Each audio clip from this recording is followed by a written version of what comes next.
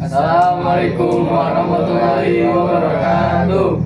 Kami dari Kabatu PAI yang beranggotakan saya Grafi Pranaja, Saya Fadli Zikri. Saya Biki Adriansa. saya Muhammad Rizky Alfaridi. Saya Rizky Sabarno. Saya Muhammad Fajar Aldiansyah. Akan mempresentasikan materi PAI tentang hakikat mencintai Allah. Pertama, hakikat mencintai Allah. Cinta kepada Allah Subhanahu wa taala atau mahabbatullah berarti mendapatkan Allah Subhanahu wa taala di dalam hati sanubari, yang merupakan tingkatan cinta tertinggi dan hakiki.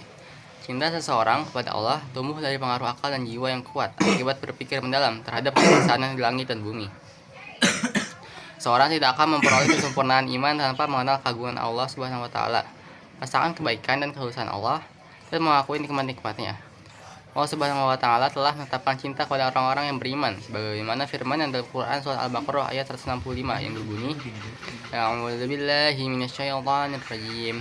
Bismillahirrahmanirrahim.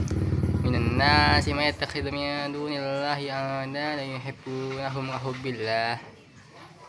Walladzina amanu ashaddu hubban lillahi wa yaral ladzina zalamu idh yarawna al-'adaba annal quwwata lillahi jami'an wa annallaha syadidul 'adzab.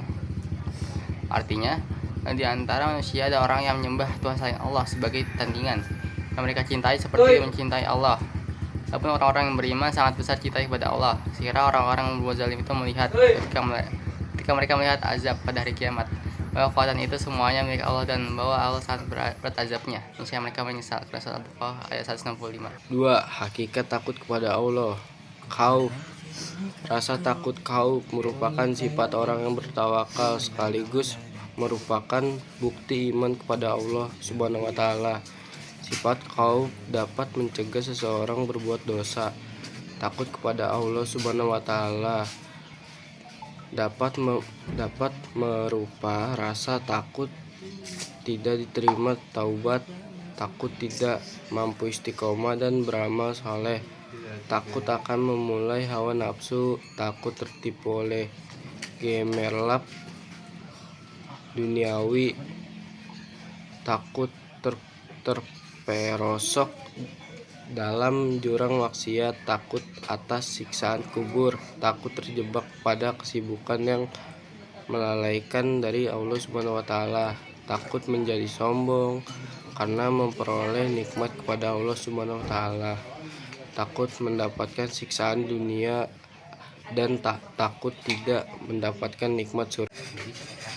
Hal ini sesuai dengan firman Allah Subhanahu wa taala dalam Quran surat Al-Hajj ayat 1-2 yang artinya, wahai manusia, bertakwalah kepada Tuhan, sungguh guncangan hari kiamat itu adalah suatu kejadian yang sangat besar. Ingatlah pada hari ketika kamu melihat guncangan itu, semua perempuan yang menyusui anaknya akan lalai terhadap anak yang disusuinya, dan setiap perempuan yang hamil akan keguguran kandungannya, dan kamu akan melihat manusia dalam keadaan mabuk padahal sebenarnya mereka tidak mabuk, tetapi azab Allah itu sangat keras. Quran surat Al-Hajj ayat 1-2. Ya, hakikat berharap kepada Allah Subhanahu wa taala atau roja. Secara ideologis, roja berarti mengharap sesuatu atau tidak putus asa.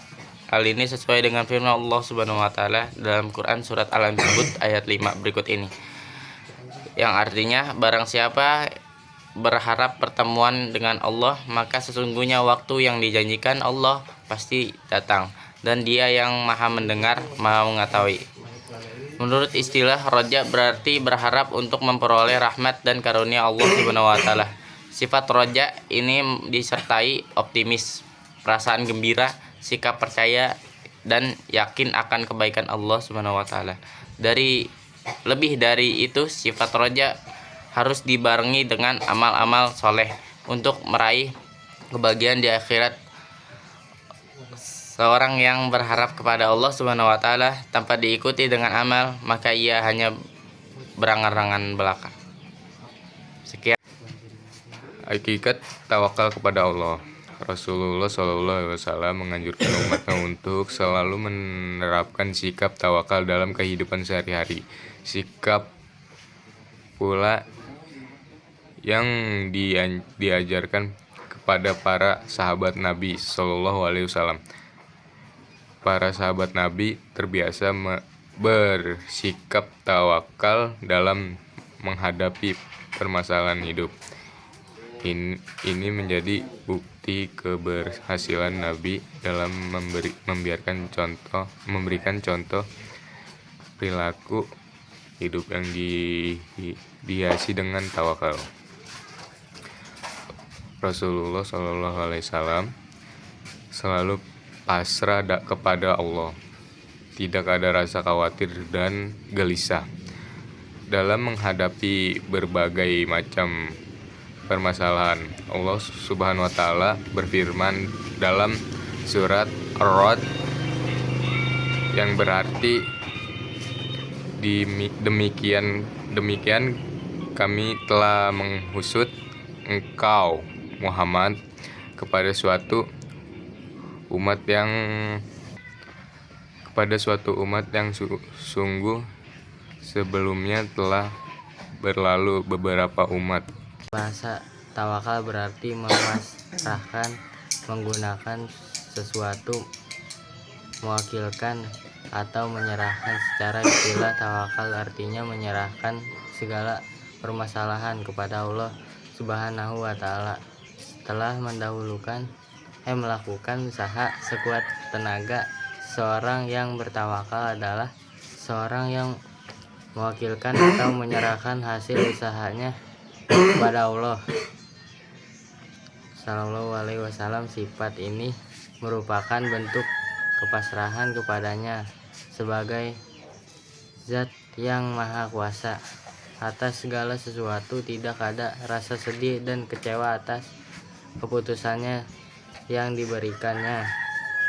Sebagian orang keliru dalam memahami sikap tawakal. Mereka pasrah secara total kepada Allah Subhanahu wa taala tanpa ada ikhtiar terlebih dahulu. Mereka berpikir tak perlu bekerja jika dikehendaki oleh Allah Subhanahu wa taala menjadi kaya, maka pasti akan kaya. Mereka tak mau belajar jika Allah Subhanahu wa taala menghendaki menjadi pintar, maka pasti pintar. Demikian seterusnya. Inilah sikap keliru yang harus ditinggalkan.